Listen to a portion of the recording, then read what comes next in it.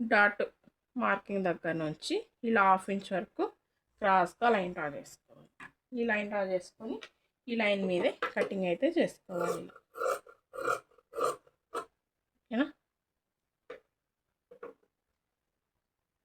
Next hands వచ్చేసరికి మనం 4 మడతల మీద తీసుకోవాలి క్లాత్. ఈ విధంగా ఇలా 4 మడతల మీద తీసుకోవాలి.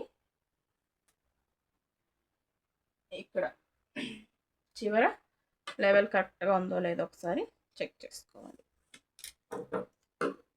ఇలా లైన్ డ్రా చేసుకొని లెవెల్కి కట్ చేసుకోవాలి. తర్వాత ఇక్కడ ప్లెయిన్ బ్లౌజ్ అయితే కనుక ఈ స్కేల్ మందం వదిలేసుకోండి ఖర్చు కోసం. అంటే మళ్ళీ మీరు దీన్ని ఫోల్డ్ చేసి ఒకసారి తర్వాత మళ్ళీ హెమ్మింగ్ పట్టి కట్టుకోవాలి కదా, దానికోసం ఈ స్కేల్ మందం వదిలేసుకోండి.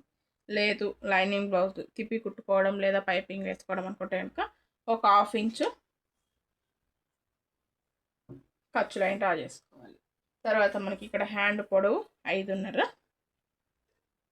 ఇక్కడ. తర్వాత 1/2 ఇంచు హ్యాండ్ జాయింట్ చేసుకోవడం కోసం. ఇప్పుడు మనకు మొత్తం 6.5 ఉంది. ఇదే 6.5 ఇటువైపు. ఇక్కడ ఒక స్ట్రైట్ లైన్ ఇలా.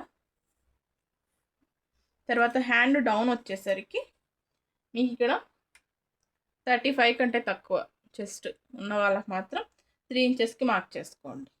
ఓకేనా. ఇంకా తక్కువ అంటే 30 కంటే తక్కువ ఉన్న వాళ్ళు 2.5 తీసుకొని సరిపోతుంది. 35 కంటే ఎక్కువ ఉన్న వాళ్ళకి మాత్రం 3.5 అనేది చంకడం తీసుకోవాలి.